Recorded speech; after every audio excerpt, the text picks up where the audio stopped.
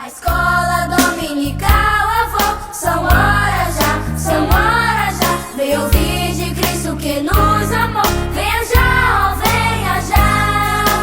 Quero ser pontual, oh, vamos estudar a Bíblia e todo o ensino seu na escola dominical.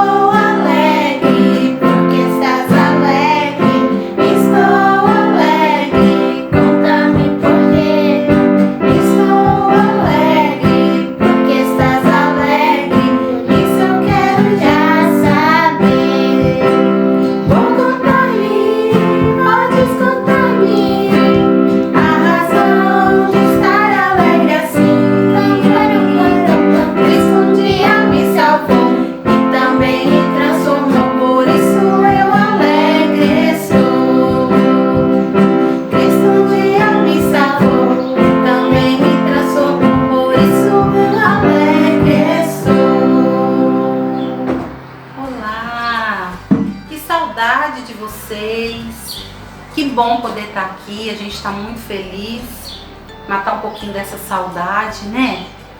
A gente está um tempinho afastado, sem poder estar encontrando, mas essa é uma forma legal que a gente encontrou pra gente estar aqui, pelo menos um ver o outro de vez em quando, bom, saudade, matar a saudade, por isso que a gente está bem feliz, né? Você tá feliz, Lucinha? Eu tô. E você, Maria? Também. A gente está feliz por isso. E esse depois de cantar essa música bonita, essa música de alegria, nós vamos orar.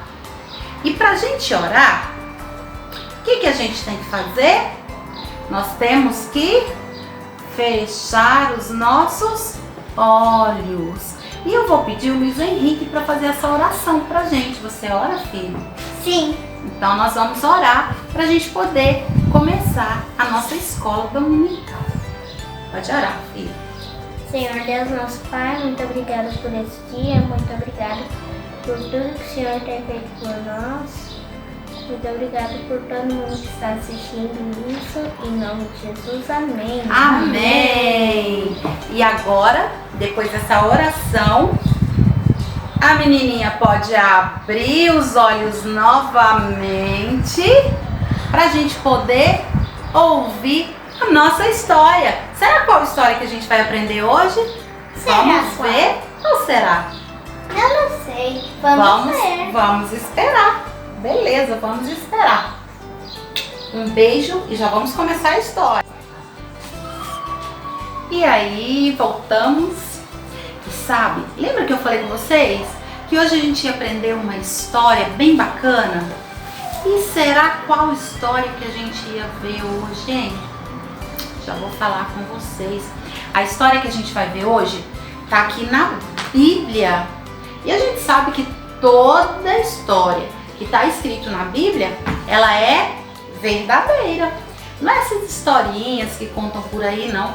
É uma história que aconteceu de verdade. E hoje a gente vai ver uma história que está escrito lá no Novo Testamento. Está escrito lá em Marcos, capítulo 10, e a partir do versículo 46. O capítulo é aquele número grandão, e versículos pequenininhos. Então quem tem Bíblia aí, ó, pode pegar. Marcos, no Novo Testamento, capítulo 10, a partir do versículo 46. Lá na Bíblia, lá em Marcos capítulo 10, conta a história de um homem. E este homem chamava Bartimeu. Bartimeu, sabe o que significa? Significa filho de Timeu. É como se fosse hoje assim, a gente falasse assim, vou dar um exemplo de uma pessoinha lá da nossa igreja que a gente está morrendo de saudade. Nós temos um Júnior lá na igreja, não temos? Aurélio Júnior. É como se fosse Aurélio Júnior de hoje, ou então se fosse José Filho. É que é o nome do pai. Então Bartimeu significa filho de Timeu. E esse homem, ele sempre ficava em um mesmo lugar, na beirada da estrada. E este homem, Bartimeu, ele era cego, coitado. Tadinho. Ele não enxergava nada, nada, nada. Já pensou a vontade que ele tinha de ver as coisas? Quer ver um negócio? Fecha o olho só um pouquinho. Tudo escuro, a gente não vê nada. Ah, não deve ser bom não, né? Mas só que ele era cego, mas ele era um homem feliz. Ele ficava todos os dias ali, como ele não podia trabalhar, ele ficava na entrada da cidade de Jericó, no caminho ali. Sabe pra quê? Pra ver se alguém dava um dinheirinho pra ele. Coitado, não tinha como ele trabalhar. E Bartimeu, ele ficava todos os dias, chegava lá, sentava, esperando as pessoas darem as coisas para ele, todos os dias. E o dia que ele estava sentado lá, ele ouviu falar de um homem que fazia muitos milagres, um homem que resolvia muita coisa. Ele começou a pensar, eu acho que no coração dele, né, ele pensava e falava assim: ah, esse homem, quando ele passar por aqui, ele vai passar por aqui para ele resolver o meu problema. E um dia que ele chegou lá, no mesmo lugar, sentou lá na beiradinha do caminho, esperando lá, né, o dinheirinho cair para ele, ele ouviu um monte de gente passando, um monte de gente falando, um monte de gente andando, passos para lá, passos para cá.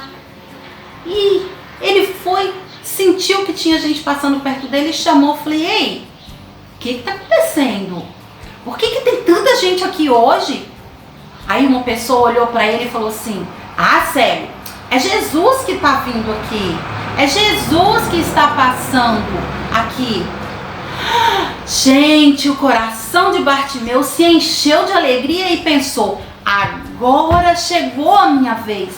Agora chegou a minha hora. A hora da minha cura. A hora do meu milagre.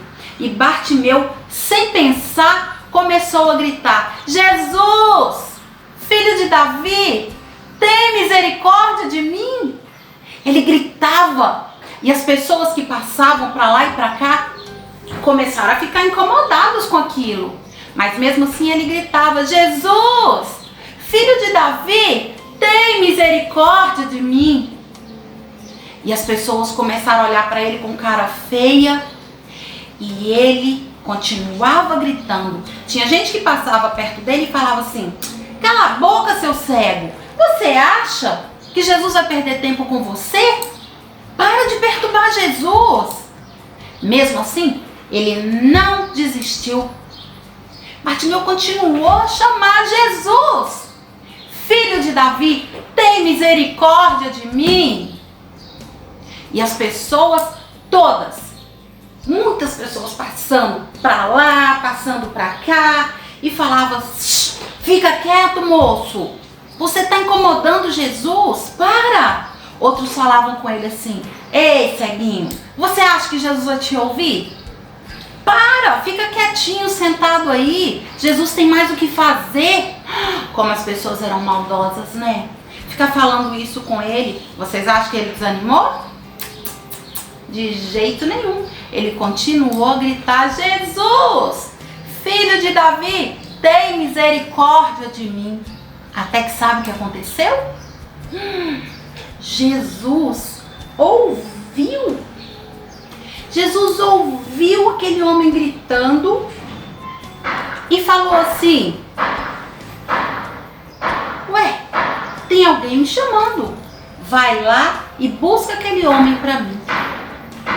E aí as mesmas pessoas que estavam mandando ele ficar quieto, brigando com ele, foi lá e falou: oh, Jesus te ouviu e ele está te chamando, vai lá. Ele levantou, todo feliz, e foi até Jesus. Eles levaram ele até Jesus. E Jesus perguntou para ele assim: o que queres que eu te faça? Já pensou Jesus perguntando isso para você? O que quer que eu te faça? Se a gente pensar hoje, o que será que a gente pediria para Jesus, né? A gente passando por esse momento difícil, a gente ia pedir para Jesus curar todo mundo? Ia pedir para Jesus tirar essas coisas ruins do mundo? Ia pedir para ele entrar no coração de todo mundo? Ou ia pedir uma coisa só para mim? Ai, uma coisa pra gente pensar, né? Mas quando ele perguntou: o que queres que eu te faça? Adivinha que Bartimeu falou? Ai, mestre, apenas que eu possa ver. Eu só quero ver. É só isso que eu quero. E aí, Jesus olhou para ele e falou: abre os seus olhos, a sua fé te curou. E quando Jesus falou isso, sabe o que aconteceu? Os olhos de Bartimeu se abriram e ele começou a ver. Ele nunca tinha visto, ele só ouvia. Ele ficou tão feliz, ele pulava, ele ficou alegre, ele gritava. E Jesus foi embora com a multidão. E ele ficou ali falando e gritando, e que ele tinha voltado a ver, todo feliz. E a partir daquele dia, Bartimeu começou a seguir a Jesus. Ele começou a seguir a Jesus, começou a aprender mais com Jesus. Será que a gente tem feito isso? Será que a gente tem acreditado em Jesus? Será que a gente tem pedido para Jesus, para Ele resolver as nossas aflições, para Ele resolver os nossos problemas? Será que a gente tem agradecido as coisas que Jesus tem feito para a gente? Sabe por quê? O mesmo Jesus que foi na época de Bartimeu é o mesmo Jesus de hoje. Ele continua fazendo milagres. Ele continua ouvindo nossa oração. Ele continua perdoando os nossos pecados. É só a gente convidar para Ele morar no nosso coração, aprender sobre Ele e seguir Jesus. É isso que nós temos que fazer. Nós temos que convidar Jesus para morar no nosso coração, confiar nele e acreditar de todo o coração. Vamos orar? Pedir para Deus estar abençoando a nossa vida, estar abençoando o nosso país, os nossos amigos, as nossas famílias. E agradecer a Deus, porque até aqui Ele tem nos poupado, até aqui Ele está com a gente, Ele está cuidando da gente. Vamos orar? Vamos fechar os nossos olhos mais uma vez e vamos orar. Senhor Deus, nós te somos gratos, porque o Senhor está sempre com a gente, porque o Senhor nos abençoa, porque o Senhor nos guarda, porque o Senhor cuida de cada um de nós. Nós sabemos que estamos passando por um momento difícil, não tem sido fácil, mas com o Senhor do nosso lado, nos guardando, nos protegendo, nós podemos crer que nós vamos passar por tudo e nós vamos continuar firmes na Tua presença. Nós te pedimos que o Senhor coloque no nosso coração o desejo de seguir a Ti cada dia mais. Igual aquele cego Bartimeu que começou a seguir o Senhor. Que o Senhor possa nos dar sabedoria, nos dar vontade de aprender mais de Ti. Te pedimos que abençoe cada um da nossa família, da família de Cristo, de cada pessoa que nós conhecemos, cada amigo, cada pessoa que está sofrendo, que o Senhor possa estar com ela neste momento, abençoando e confortando o coração de cada um. Nós entregamos as nossas vidas em Tuas mãos, em nome do Teu Filho Jesus. Amém. E essa foi a história de hoje. Nós aprendemos então sobre o cego Bartimeu. Uma coisa bem legal que a gente aprendeu com ele foi que ele nunca desistiu. Às vezes aparecem pessoas falando pra gente desistir, mas ele não desistiu. Ele teve fé e ele continuou e ele conseguiu o que ele queria. Vamos ser igual a Bartimeu, vamos ter fé e perseverança. Um beijo no coração de vocês, tô com muita saudade. Um abraço forte e Deus abençoe vocês. Um abraço, beijo.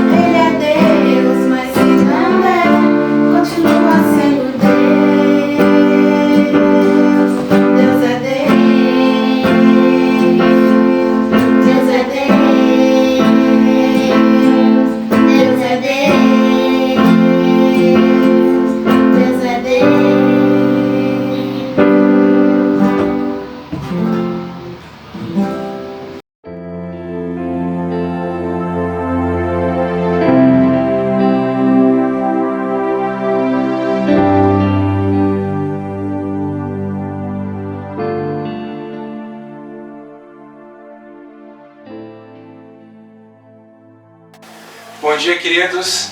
Hoje nós vamos ministrar essa aula sobre discipulado, mais especificamente discipulado na igreja local, a importância desse discipulado na igreja local e também o envolvimento da igreja local nos diversos aspectos de ensino, que é a proposta de uma cultura de discipulado para a vida da igreja. E eu estou aqui muito bem representado hoje. Eu estou com os meus amigos aqui e eles vão, de uma maneira muito legal, nos auxiliar na vivência que eles têm já como cristãos e também nos auxiliar a toda a igreja aí que nos assiste a ajudarmos a percorrer essa trilha do discipulado, a desvendar essa trilha do discipulado. Quando nós falamos de discipulado, é claro que nós estamos falando no modelo do nosso Mestre Jesus, e discípulo é aquele que segue o seu Mestre, e no nosso caso, a Jesus Cristo, nosso Senhor. E eu estou aqui a apresentar a turma, vocês já conhecem, está aqui o Marcos, Tiago, e o Dail, e eu, Flávio, e espero que esse momento nosso possa ser muito proveitoso, não é? Todo mundo aqui está ansioso para falar. Nós vamos fazer um toró de ideias aqui entre nós. E nesse toró de ideias aqui eu espero que a sua cabecinha também possa entrar na nossa cabecinha e junto nós caminharmos para algo muito bom, para glorificarmos a Deus e para servirmos o corpo de Cristo. Então aqui, junto com eles aqui, já a primeira pergunta aqui para todos, que é uma pergunta que não é só pessoal, mas é uma pergunta da maneira como que entendemos a Bíblia e como nós podemos servir através dos nossos dons, que é discipulado. Quem dos três aí quer começar? Quem vai começar aí? O que é discipulado? Perdeu, o Marco ganhou, hein? Vamos tirar para o ímpar, nós vamos... O Marco ganhou. Começar pelo presbítero. Começar pelo presbítero Dail, então, já que eles fizeram essa proposta legal. Hierarquia. O que é discipulado, Dail? Para você? Na minha concepção, na minha cabeça, todo mundo que segue Jesus por fé é um discípulo. Todo aquele que realmente procura imitar a vida de Cristo, imitar o ensinamento dele, é um discípulo. O senhor já quer que entre nos pontos aqui polêmicos, porque... Então, os pontos polêmicos nós podemos esperar um pouquinho. Mas vamos lá, Marcão, segue aí para você o que é discipulado, como você tem aprendido. Tiago, nós estamos aqui no meio, nós estamos verso, né, Tiago? Então nós estamos aqui. Essa questão de fazer discípulo, primeiramente, parte de uma conversão genuína no Senhor Jesus Cristo e de, primeiramente, você ter o conhecimento do básico da fé, né? Para você poder orientar um novo discípulo nessa nova caminhada. Sim, então. Fica difícil ser o último nessa, né? Mas depois deles compartilharem, eu acho que está relacionado muito à ideia de mostrarmos para os outros, influenciarmos os outros a seguir e acho que a caminhar conforme aquilo que eu creio, a andar realmente pelos mesmos passos que se eu vou fazer um discípulo, que ele ande e siga os meus passos, pensando que nós somos discípulos de Jesus, que nós andemos também caminhando pelos passos de Jesus, no sentido de trazer outras pessoas a nos imitar. Imitação. Essa palavra é muito boa, como a de vocês todos aqui, com certeza isso complementa a nossa trilha aqui sobre discipulado. E é interessante notar essa questão do discipulado também, minha gente, no Antigo Testamento. Porque no Antigo Testamento, quando nós olhamos essa palavra discipular, imitar, ensinar, principalmente nos credos ali de Israel, em Deuteronômio 6, por exemplo, a gente percebe que ela está realmente relacionada a você seguir alguém, a você ter o conhecimento que alguém lhe passa. Mas esse conhecimento ali, independente de seguir alguém, eu sigo o Tiago, eu sigo o Dail, ele está voltado ali para o Israel antigo, ou para o judeu, para o povo judeu, ele está voltado totalmente a seguir a pessoa que está fundamentada na revelação da palavra de Deus. Então, trazendo isso aqui para o novo, que é essa proposta progressiva, né, da revelação do Evangelho, a gente percebe que esse discipulado ele cresce ainda mais quando nós temos o Verbo se revelando a nós, Jesus Cristo, nosso Senhor, e nós somos chamados a imitá-lo, nós somos chamados a vivenciar aquilo que ele vivenciou, nós somos chamados a fazer outros discípulos também, graças àquilo que ele já nos proporcionou, que é essa graça salvadora. Então é claro, Marcos, você falou, para ser discípulo você tem que ser discípulo salvo, né? Em primeiro lugar, você tem que ter fé em Jesus Cristo para poder fazer discípulo. E justamente isso, eu até vou mostrar aqui, nós estamos seguindo esse livro em si, que é um dos livros do projeto 9 Marcas, do pastor Mark Dever. E dentro desse livro do pastor Mark Dever, esse momento que nós estamos tendo aqui hoje é justamente para falarmos da importância do discipulado na igreja local. Eu quero desde já agora, aqui é onde eu vou usar mais vocês agora, porque nós vamos contar uma história de uma conversão. E como nós sabemos que é essa conversão que também nos leva à senda de Jesus, a caminhar com Cristo, a estar em Cristo, então nós vamos aqui contar essa história que é proposta no livro principal do projeto 9 Marcas, que é o 9 Marcas mesmo, né? E o capítulo que eu estou utilizando aqui é justamente interesse pelo discipulado e crescimento da igreja. Porque cremos que igrejas que são saudáveis, elas possuem uma cultura de discipulado também ativa, que as leva ao crescimento frutífero, que as leva a não só a dar um prosseguimento na maturidade da própria igreja, mas também leva os membros à maturidade. E incorpora outros, e aqueles que vão chegando através da profissão de fé, do batismo, essas pessoas vão sendo inclusas na igreja local e elas passam a ser discipuladas de uma maneira intencional e espontânea de cada membro. Então cada membro ele preserva essa cultura. Por que eu estou falando isso?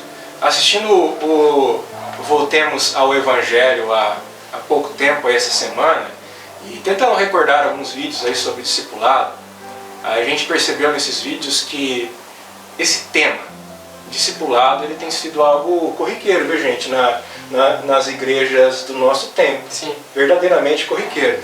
Principalmente dentro do público neopentecostal. Vocês sabem que nós temos uma visão reformada, não é? E tradicional do Evangelho. Mas isso aí não foi criado agora, né? Sim. Há 20 anos. Isso é uma coisa que o discipulado existe desde que a igreja de Cristo se conhece, né? Desde o seu aniversário da igreja em Pentecostes, né? Quando ela foi criada como igreja. Desde que a igreja é igreja. Então, o que nós precisamos, e eu não sei se vocês concordam, e depois nós vamos falar mais sobre isso, é voltar a ter essa cultura de discipulado, né? Ser uma igreja discipuladora, resgatar, fazer com que a igreja não apenas seja evangelizadora para trazer essas pessoas a Cristo, mas também as pessoas que vão chegando, elas não podem viver a vida inteira como nenês espirituais, né, gente? Elas precisam crescer. O que vocês acham dessa questão? Vocês acham que é normal hoje em dia a igreja ter várias pessoas como nenês espirituais há muito tempo lá dentro? Quem quer falar um pouquinho sobre isso? Proposta, se cabe aqui ao meu exemplo, pensando até na área da música, né? A gente vai pensar quando eu era criança. Quando eu era criança eu ainda não sabia tocar, mas eu queria estar envolvido com os músicos da igreja. Então eu estava ali feliz da vida se eu podia carregar um cabo, se eu podia ligar às vezes alguma coisa, por mais insignificante que fosse, na tomada. Era quando eu me sentia útil. E de alguma forma isso fez eu estar envolvido e hoje pensar na música como parte do serviço na casa de Deus. Sim. E pensando nisso, eu vejo que, principalmente para os que vão chegar, para aqueles que estão, a preocupação do líder de desenvolver, né, outras pessoas e fazer com que as outras pessoas tenham o mesmo zelo e queiram trabalhar também com a mesma dedicação, com serviço, principalmente pensando nos jovens, aí nas crianças, que eles possam olhar para nós líderes e possam, eu quero ser como pastor da igreja, eu quero tocar como um irmão da igreja, eu quero fazer igual o presbítero Dail, eu quero seguir passos, e pensando na igreja local, que pessoas da nossa igreja possam ter a posição de se tornarem essas referências, esses espelhos, para que as pessoas queiram imitar no sentido bom da palavra. Uma parte até num verso bíblico, né? 1 Coríntios capítulo 11, verso 1, quando o apóstolo Paulo diz: "Seis meu imitador como sou de Cristo", não é? E talvez é isso mesmo que você está falando, de ter essa proposta de crescimento, né, Tiago? As pessoas assim perceberem que elas precisam também responder a esse chamado como discípulos, não só discípulo daqueles que são autoridades, mas entendendo que nós cumprindo isso, desenvolvendo os ministérios, nós estamos cumprindo o nosso papel de discípulo, e isso com certeza vai trazer uma empatia na nossa igreja, e as pessoas que vão chegar principalmente vão encontrar esse vínculo, essa unidade, essa disponibilidade em serviço, pensando que nós estamos servindo e imitando Cristo ali como nosso modelo central. Com certeza. Essa é uma das funções.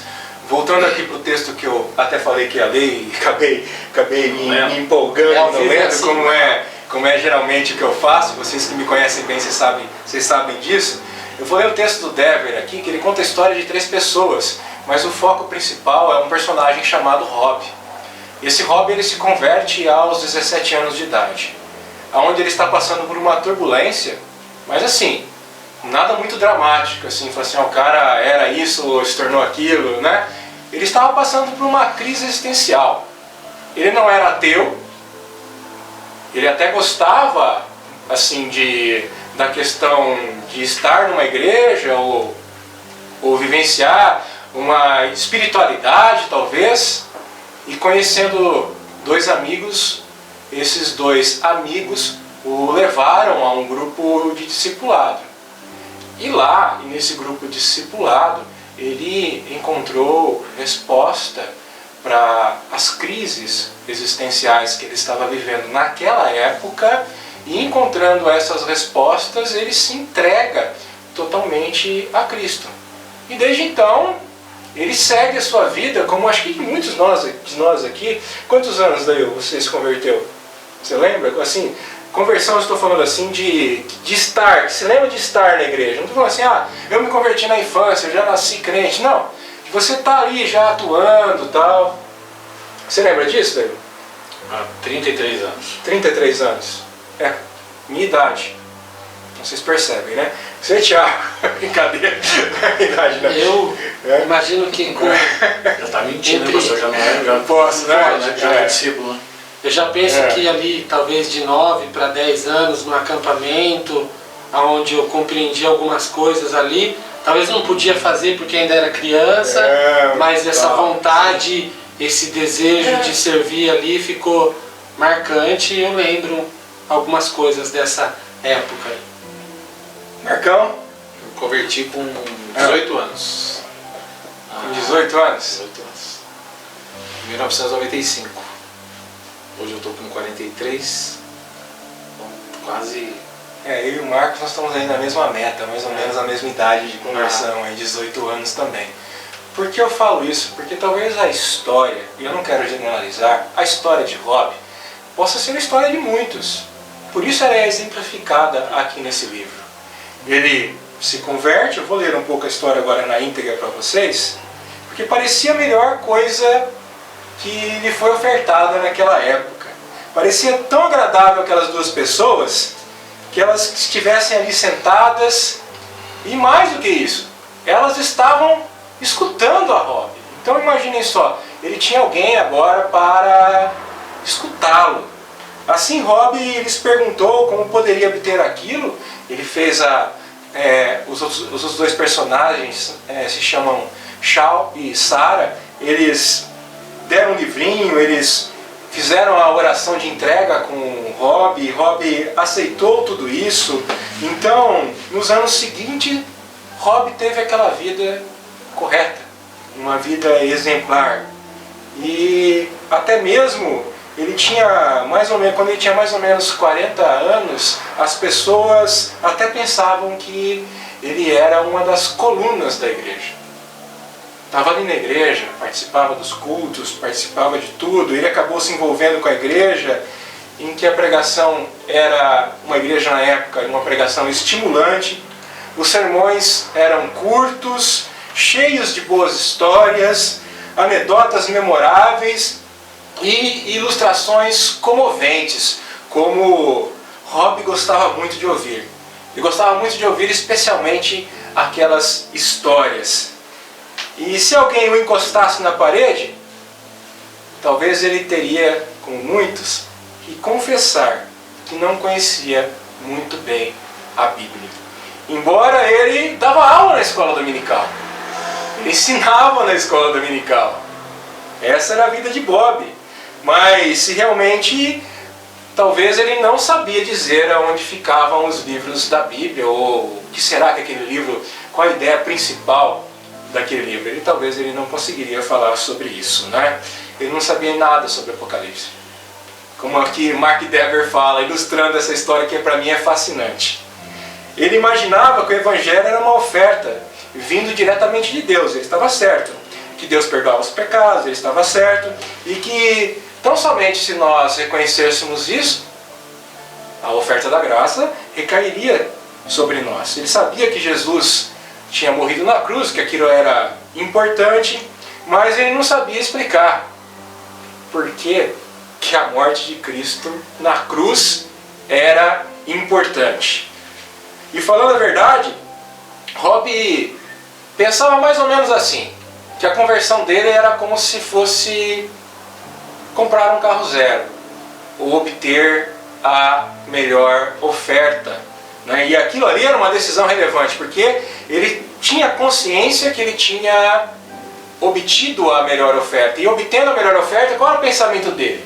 O pensamento dele era justamente que quanto mais rápido você se converter, isso será melhor para a sua vida. Você poderá ter essa melhor oferta também a você. Então, para Rob, evangelização era o quê? Eu sei que alguns aqui trabalharam na aula de evangelização do 9 Marcos, acho que você deu a última aula, né? Não é? Então, para Rob, evangelização era algo que os líderes faziam. E que eles deveriam fazer mesmo. Entendeu? Mas o envolvimento dele era, né, aquele envolvimento de domingo à noite na igreja. E a igreja, ele teve que fazer pouco de evangelização, e ele só fez evangelização na vida quando a igreja resolveu trocar de pastor. E aquele pastor que veio para a igreja que ele participava tinha a ideia muito assim evangelizadora, gostava de fazer evangelização. Então no começo ele foi. Mas depois disso, ele parou de fazer essas coisas. O próprio Rob, ele nunca se uniu na igreja de uma maneira muito firme. Ele passava períodos dentro da igreja. Ficava um mês, depois faltava 3, depois voltava. E de repente ele selecionava as coisas que ele gostaria de ouvir, as coisas que ele gostava de fazer, aonde ele queria atuar. E assim era com a liderança, e foi assim também quando a filha dele teve um problema no louvor, no ministério de louvor. Foi quando ela teve um problema em relação ao discipulado. Por quê? O Thiago é líder do louvor aqui, vou te falar o problema que ela teve, talvez você vai ficar meio absurdado com o problema que a menina teve. O problema que a menina teve no louvor é que o louvor começou a discipular. E o louvor discipulando começou a incutir na cabeça dessa menina o quanto era importante servir a Jesus por completo. E começou a passar umas ideias para ela dela ser missionária. E isso começou a pegar, porque talvez a filha dele iria para o campo missionário. E o que Rob fez? A sacou, a retirou e brigou com o pessoal, porque achou que eles estavam com ideias que eram revolucionárias demais e que aquilo não fazia parte da vida da igreja. Então, ele a proibiu de continuar participando ali do louvor. E não só isso, ele começou a se afastar da igreja e ficou afastado por um bom tempo. Ele não acreditava muito nas questões da autoridade da igreja, na disciplina da igreja e tudo mais. E ele voltou do jeito dele, mas sem muita preocupação com o discipulado em si. E aqui entramos na nossa questão. Desculpa, tá, gente? Essa história é um pouco longa, e eu espero que você possa ter não se encontrado nela, mas sim se encontrado naqueles que buscam maturidade, que têm um desejo por crescimento espiritual, que participam ativamente com seus dons e talentos na vida da igreja, que reconhecem a autoridade da igreja, que entendem o chamado de Cristo. Mas essa história de Rob me levanta algumas perguntas. Em primeiro lugar, e aqui eu vou usar agora a sabedoria dos meus amigos para responder essas perguntas. Como são perguntas, cada um pode ficar com uma. O que vocês acham?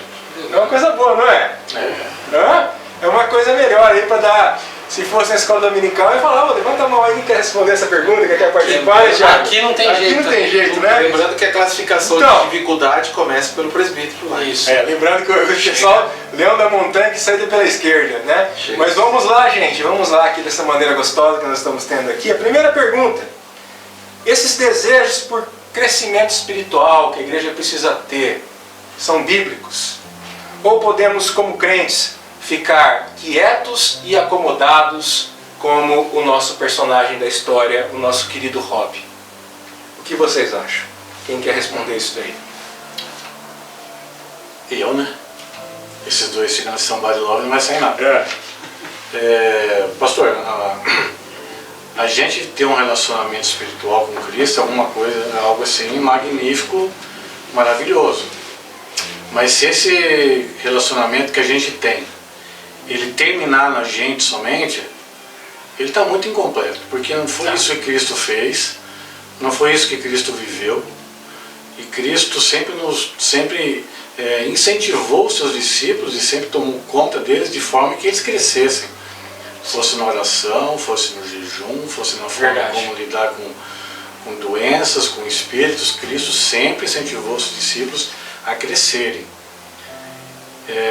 Eu vejo que nós não temos duas categorias de cristão dentro da igreja, o cristão e o super cristão, mas nós temos pessoas mais dedicadas ao crescimento e outras nem tanto.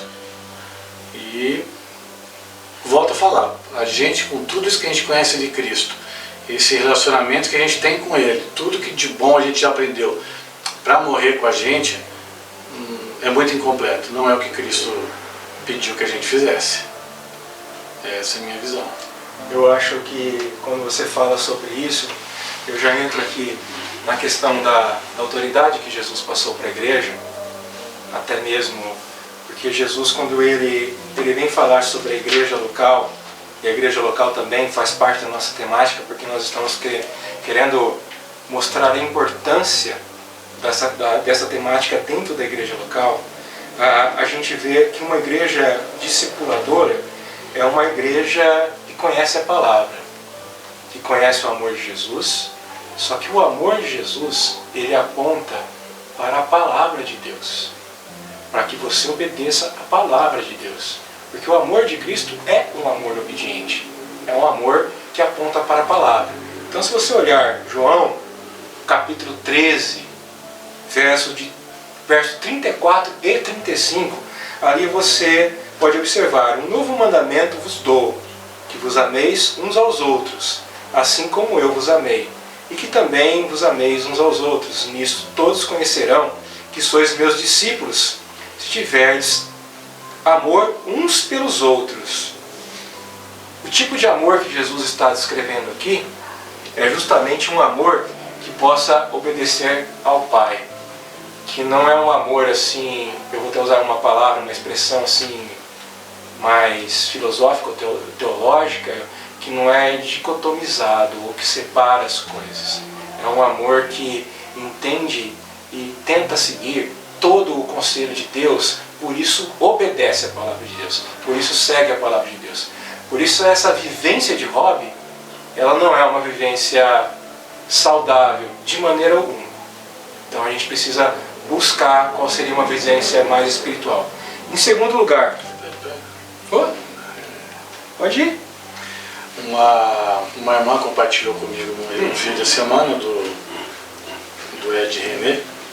Sim. E uma colocação que ele faz que é muito interessante é que, talvez o caso do Rob, é que você mudar alguns comportamentos, eu parei de beber, parei de fumar, parei de ir na boate, parei de jogar bola, parei de torcer pro Corinthians. Não. Todas essas coisas não é sinal de que você passou a ser um discípulo de Cristo. Isso são coisas de comportamento, de ordem social, né? Não indica que você está seguindo a Cristo. Indica simplesmente que você mudou o rumo, que você corrigiu, você abandonou a sua vida pregressa, que agora você está você se converteu. Não quer dizer que você está seguindo a Cristo. os passos dele. É uma outra questão, né? Estar debaixo da graça de Deus salvífica é uma outra questão, porque essas coisas, elas têm uma dimensão de muita importância para nós, em relação ao nosso próprio testemunho fora da igreja e com a comunidade. Mas é claro que a demonstração disso não quer dizer eu ser um bom marido, como o Dail falou. Eu preciso ser isso, eu convivo em comunidade, eu convivo numa sociedade. E nós somos criados, sim, para as boas obras, mas as que Deus, né, nos colocou, que nós somos salvos pela graça. E eu concordo plenamente com você que você está falando. Alguém quer acrescentar alguma coisa nessa pergunta aí? Eu acho que pelo rumo dessa colocação do Dail e baseado nessa pergunta, algo que chama a minha atenção, chama e deve chamar a atenção pensando em igreja local, eu acho que hoje na sua grande maioria dentro desse contexto de nós cremos em Cristo e sermos salvos, traz um certo um sentido de acomodação. Eu entro e saio da igreja, eu me alimento, mas eu não sou discípulo, nem formo discípulo, e eu espero sempre, como a nossa história aí, que os líderes façam. E eu posso fazer um discípulo, talvez a minha vizinha, pensando naquela senhora ali da rua, quando ela compartilha a palavra de Deus e ela mostra a importância de estar na igreja, de repente convida essa pessoa para estar na igreja com a gente, fazendo discípulos, né? A gente tem hoje na nossa igreja, acho que a igreja de forma geral, sem nenhum tipo de julgamento, mas a partir desse ponto que o Dail colocou, a gente acaba se acomodando, salvo estou, vou para o céu, e a gente acaba se esquecendo dessa nossa responsabilidade de divulgarmos o Evangelho e trazermos outras pessoas a Cristo. Meio que uma acomodação. A prova disso é quando a gente vai puxar uma estatística e vê um crescimento pequeno. E às vezes a gente vai ter a tendência de culpar a liderança esperando esse crescimento. Mas esse crescimento vai com você que está assistindo a aula, vai comigo na nossa maneira de divulgar o reino de Deus, a nossa igreja, pensando em igreja local, nosso serviço. Eu acho que tem muito a ver. Muita gente hoje só tranquila com a salvação. A questão dessa garantia da salvação, né? Que nós sabemos que é uma graça bendita e que faz parte daí da perseverança dos santos e tudo mais, esse selo da salvação em nós, ele não deveria nos impulsionar ao comodismo. Muito mais que isso, ele deveria, por amor a Cristo, nos impulsionar ao crescimento e à maturidade. Porque a igreja, ela precisa agregar os que estão chegando, discipulá-los, mas a igreja, os que estão dentro, eles precisam também ter um discipulado continuado. E o corpo precisa se dispor a discipular um ao outro e propor essa liberdade, se tornar mais ensinável, mas não é ensinável assim, é se render a Cristo mesmo, né? É uma conversão diária, uma mudança de mente diária, é algo que gera crescimento, que tira a estagnação da igreja, que leva a igreja a essa proposta de crescimento através do discipulado. Eu preciso conhecer mais de Cristo. Eu não posso ficar ali dentro da igreja, desculpe o termo, apenas me servindo desse sentido e sendo um analfabeto funcional em relação à vontade de Deus. Isso é sério. E por que isso é bom? Porque você já tem a graça sobre você que crê em Cristo. Então você não precisa ficar estagnado. Você pode gozar de muitos mais privilégios espirituais que você imagina. E a proposta de uma cultura de discipulado nos leva a isso, a observar a autoridade de Jesus como mestre, a Jesus passar essa autoridade à igreja local, a princípio passando a Pedro, não é? Quando Pedro tem aquela confissão, tu és o Cristo, lá em Mateus capítulo 16, e depois trazendo essa autoridade para Mateus capítulo 18, onde os conflitos são resolvidos pela congregação e pela Assembleia dos Justos.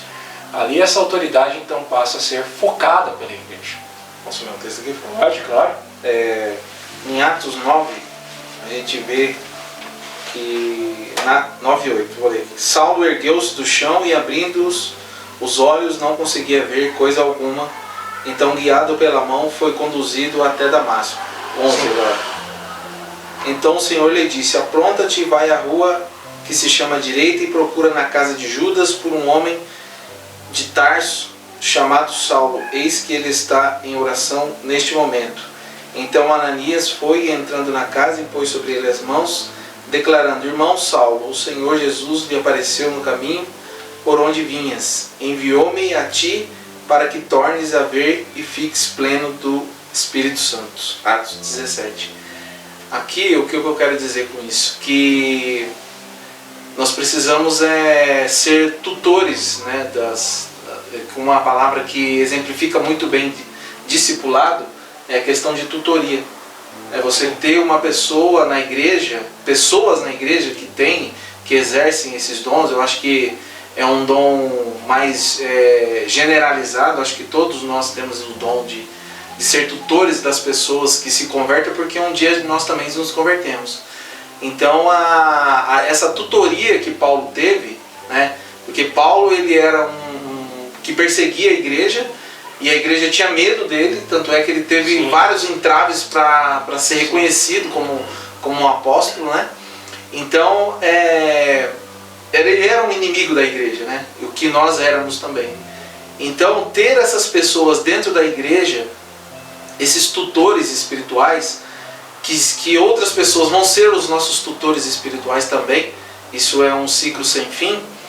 É importante ter essas pessoas já preparadas, a igreja ter essas pessoas preparadas para serem tutores desses futuros cristãos, desses futuros amigos do Evangelho que chegam na igreja às vezes sem rumo, ou até com um rumo estranho, né, à nossa teologia, mas que esses tutores eles vão conseguir então se achegar a essas pessoas, eles vão estar prontos a se achegar. Nós vemos aqui que Paulo estava em conflito, né?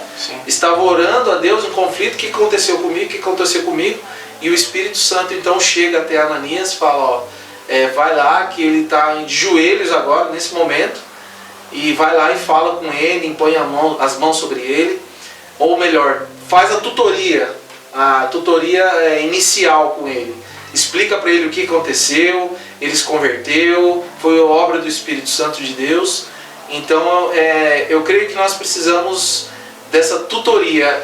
E a outra parte que eu queria dizer, que muitos de nós, muitos pais aqui, nós temos pais aqui, né, presentes, nós fazemos essa tutoria com os nossos filhos, né?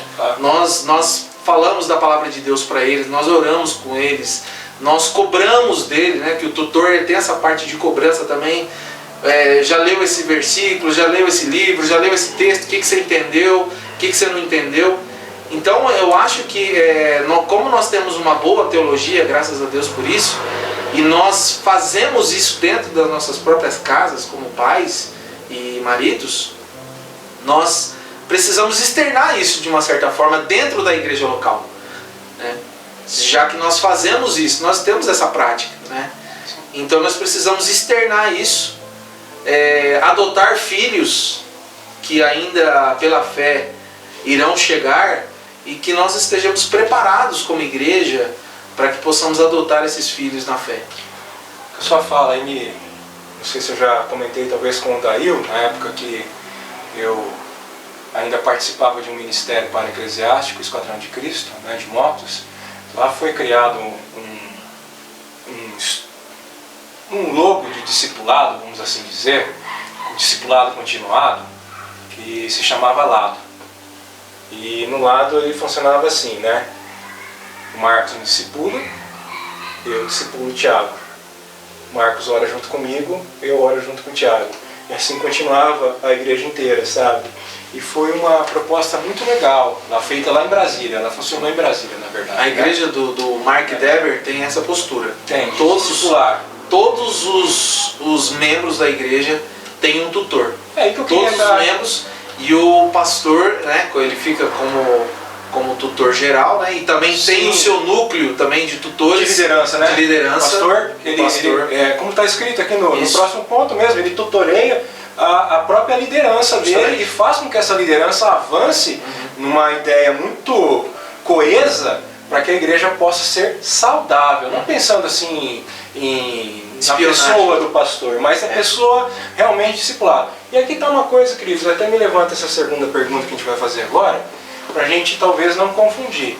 As pessoas são evangelizadas, elas chegam na igreja e sofrem discipulado básico.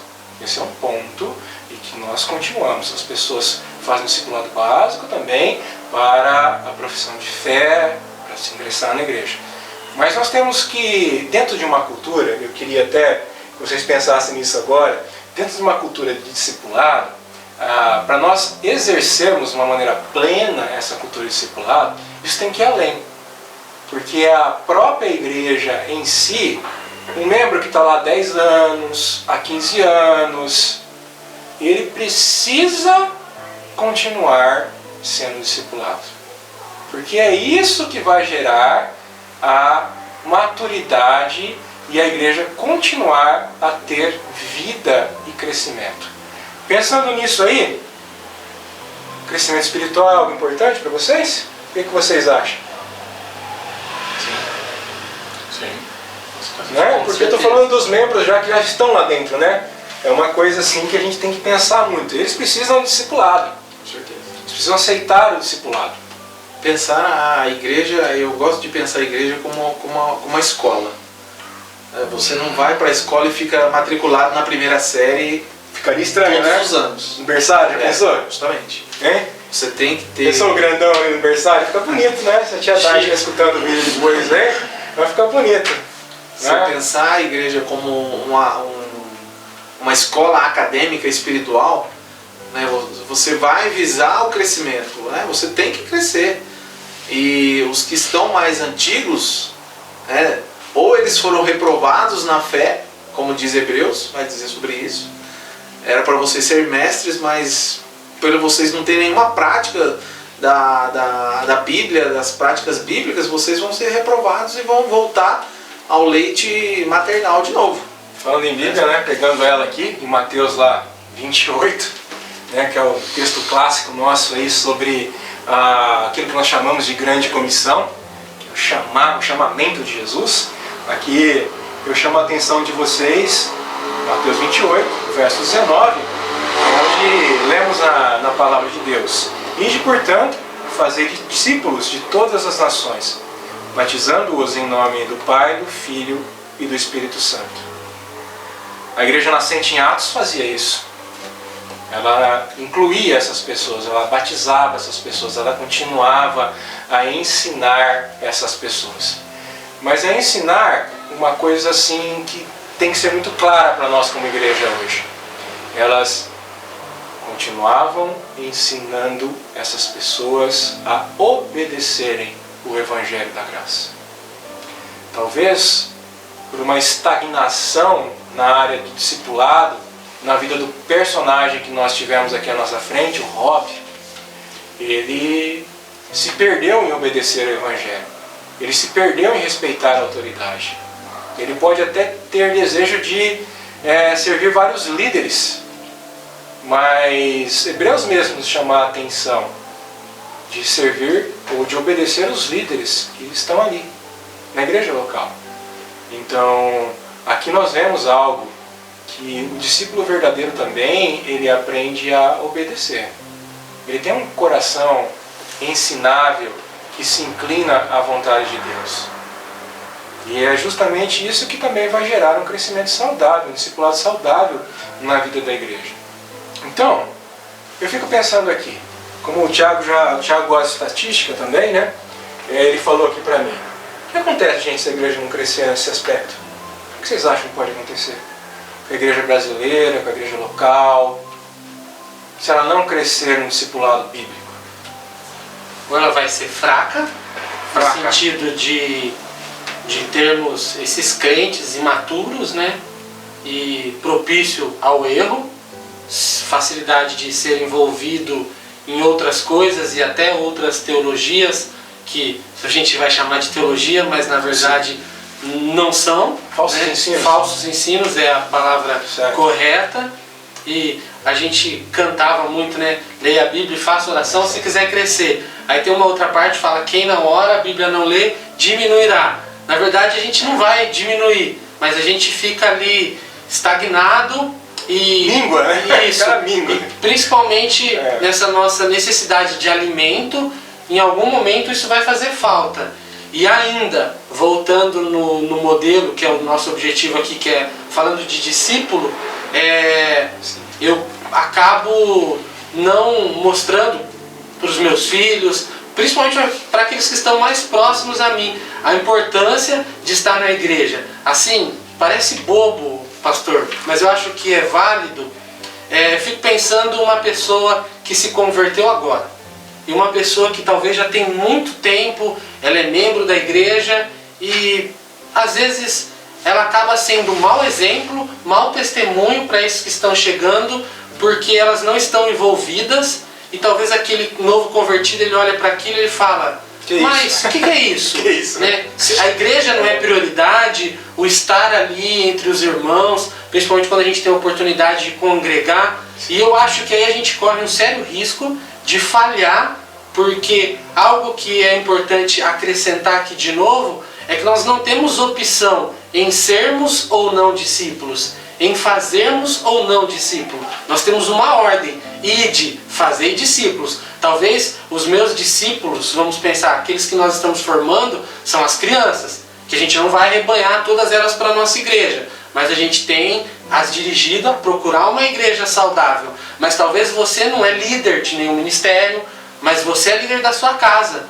Os seus discípulos são os seus filhos. Será que eu estou fazendo discípulos, ensinando eles a amarem a igreja, a priorizarem estar lá, cultuando essa comunhão dos santos? Será que esse tempo que a gente está isolado, eu estou mostrando como é bom estar em casa? Ou estou mostrando como a igreja, de forma física, faz falta, esse ambiente, essa troca de ideia? Eu acho que, com certeza, a igreja está propício ao seu fim, se a gente não trabalhar o quanto antes e tornarmos realmente a essa prioridade de sermos discípulos e fazermos discípulos, seja na nossa casa, na rua, no nosso ambiente de trabalho.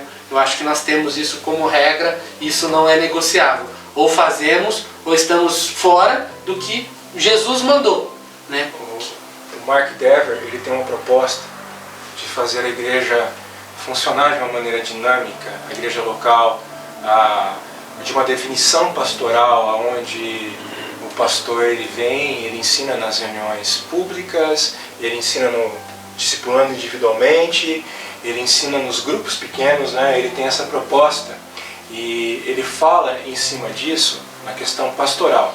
O pastor precisa agir dessa maneira. Eu reforço o que o Marcos falou, levando a sua liderança mais próxima e mais formal a discipular também, a ter essa cultura de discipulado, a entender que eles precisam não só passar isso adiante, ser exemplo. É claro que todos, pastores, presbíteros, nós falhamos, isso é uma hora ou outra, mas a gente tenta buscar uma vida onde a gente agrada ao Senhor, né? A gente pede graça para que a gente continue agradando ao Senhor, mas nesse sentido nós queremos discipular. E a igreja, ele fala também que muitas vezes ela negligencia essa posição, não aceitando a voz de seus líderes.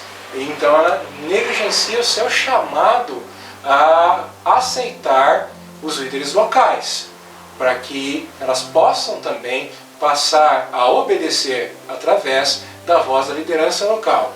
E quando Dever vai falar sobre isso, ele fala que Paulo, ele não culpa apenas os pastores, mas ele culpa, assim, no sentido de não, eu falo aqui de não seguir a palavra de Deus de uma maneira mais clara. Ele culpa todos, porque ele chega lá na sua segunda carta, que é uma carta a Timóteo ali, no capítulo 4, no verso 3, ele fala assim: Paulo, não culpa apenas por falsos mestres, mas também os membros que sentem coceiras. Certo? Então, nós precisamos nos guardar para fazer essas coisas. E um grande exemplo de uma igreja discipuladora é uma igreja que tem aquela palavrinha lá que nós já estudamos até na escola dominical, uns aos outros, de uma maneira muito forte, no pensamento, no coração, e no agir no corpo. Porque quando ela percebe essas coisas, ela entende os benefícios dos dons espirituais, a dádiva dos dons, onde os dons partem para servir o corpo de Cristo, a discipular o corpo de Cristo. Ela é uma igreja desejosa de que todos os membros cresçam, atinjam a maturidade e estejam juntos nos céus. É isso. É uma igreja que busca as pessoas, ela deseja que essas pessoas sejam discipuladas, porque elas querem ver as pessoas que estão do seu lado, seguidoras de Jesus Cristo. Almejam, oram por isso, se derramam nisso, gastam uma milha a mais sobre isso. Essa é uma cultura de discipulado. Já partindo aqui, gente, desculpa aí, muito bom conversar com vocês. Já acabou? Quero fazer mais isso daí. Está quase acabando ali o nosso tempo, né? Nós temos pouco tempo para isso, mas eu queria dar esse tempo agora para vocês fazerem as suas considerações finais, que vocês possam falar. Aí, quem quiser, vou começar da ordem inversa, começa do Marcos, lembrando que nós temos pouco tempo aqui, tá, gente, né? Cortando vocês, mas para nós passarmos para nossas considerações finais sobre o discipulado na igreja local. Eu quero ler mais um texto de Atos capítulo 2, versículos 44. Todos os que criam estavam unidos e tinham tudo em comum. Vendiam suas propriedades e bens e dividiam o produto entre todos segundo a necessidade de cada um. Diariamente continuavam a reunir-se no pátio do templo, partiam o pão em suas casas e juntos participavam das refeições com alegria e sinceridade de coração, louvando a Deus por tudo e sendo estimados por todo o povo.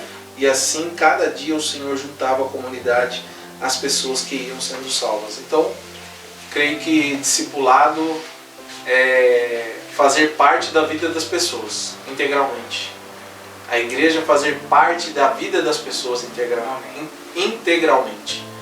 Acho que assim, e todas as reuniões... Pode ser seletiva, né? Não. Vou escolher só esse aqui agora, né? E todas as reuniões da igreja, todas as programações da igreja, todos os atos da igreja tem que ter essa intencionalidade de querer movimentar a igreja, de querer unir a igreja através do discipulado. Tiago? Acho que a palavra envolvimento, né? Nós estarmos envolvidos aí nesse propósito, nesse desejo de levar a palavra de Deus acima de todas as coisas, mas faço até aqui uma lembrança, o Marcos falou de envolver a igreja, de partir o pão. A gente tem a oportunidade, que é a Cesta do Amor, que é uma forma da nossa igreja servir, e assim, louvado seja Deus, a vida dos irmãos aí que tem assumido esse trabalho. E eu entendo que quando nós contribuímos, isso também pode ser com dízimo, com as ofertas, são formas de serviço, de nós entendermos o quanto nós podemos abençoar, nós podemos servir, levar o amor, levar realmente essa compreensão de se preocupar com o próximo, né? E assim, minha palavra é saudade de todos vocês aí também, da gente estar junto e que esse tempo passe o mais breve possível. Esperamos, e nós possamos estar assim juntos, valorizando o quanto nós precisamos aprender uns com os outros por simples maneiras. Seja aquela irmã que talvez não é líder, mas tem uma vida de oração. Claro. Seja aquela irmã, aquele irmão que talvez não é líder, mas tem uma disposição em ajudar, em dar carona, enfim, várias maneiras aí que nós temos aí de modelos a ser seguidos, pensando nisso como expressão e compreensão que nós somos salvos e precisamos servir ao Senhor ainda nesse tempo. Também Atos, quando Barnabé vai visitar a igreja, tem um versículo, acho que é 11 e 24, que fala que Barnabé era um homem bom, cheio do Espírito Santo e fé, e muitos se converteram. Então nós, como discípulos, não adianta nós simplesmente sermos bons, porque bom tem muita gente atrapalhada, é que gente boa, né? Nós precisamos nos encher do Espírito Santo. A gente só vai conseguir se encher do Espírito Santo a partir do momento que a gente estiver crescendo, que a gente estiver estudando, estiver procurando e estiver cada vez mais íntimo de Cristo. A partir desse ponto, acho que a gente vai estar preparado para ser discípulo mais firme e conseguir discipular. Então, aquela questão, a igreja precisa crescer espiritualmente? A gente precisa crescer espiritualmente. Eu queria agradecer aos três aqui pela paciência, por aceitar esse desafio e também por poder aprender com vocês. É muito bom vocês passarem essa experiência para mim, é muito legal ver vocês, os três aqui falando, é muito gostoso mesmo, do coração. Eu queria deixar um verso bíblico, e é claro, eu quero usar o livro do Dever, até por uma questão de que nós estamos estudando ele, né? E encerrar com uma pergunta que ele faz aqui. Suponha que amanhã um amigo seu, não cristão de outra cidade, para quem você vinha orando há anos, se torne cristão e comece a frequentar uma igreja evangélica local. Como você gostaria de que essa igreja recebesse seu amigo, a quem você ama? Presumo que você desejaria que toda a congregação assumisse a responsabilidade por ele, que os presbíteros o ensinassem, que algumas pessoas se aproximassem dele, em particular, a fim de carregá-lo sob suas asas para discipulá-lo. Você desejaria que eles lhe ensinassem o que significa estudar a Bíblia, andar em retidão, evangelizar, ser um cônjuge, pai cristão, resistir ao mundo e discipular igualmente outras pessoas. Como você ficaria contente se essa igreja assumisse essa responsabilidade? Pense você. Nós desejamos, pela graça de Deus, que cada dia mais a nossa igreja se torne dessa maneira. Uma igreja cheia de uma cultura discipulada. E eu encerro aqui utilizando um verso da carta de Hebreus, que se encontra no capítulo 10, na verdade 2 versos, verso 24 e 25. Vamos ler esses versos, me acompanhem. Consideremo-nos também uns aos outros, para nos estimularmos ao amor e às boas obras. Não deixemos de congregar-nos, como é costume de alguns. Antes, façamos admoestações, e tanto mais quando vedes que o dia se aproxima. Que assim possa ser a nossa vida, um testemunho e um desejo imenso, dado no poder do Espírito Santo, para que a nossa igreja se torne discipuladora. Uma ótima manhã a todos vocês, que Deus abençoe o domingo de vocês. Fiquem com Deus. Um grande abraço a todos.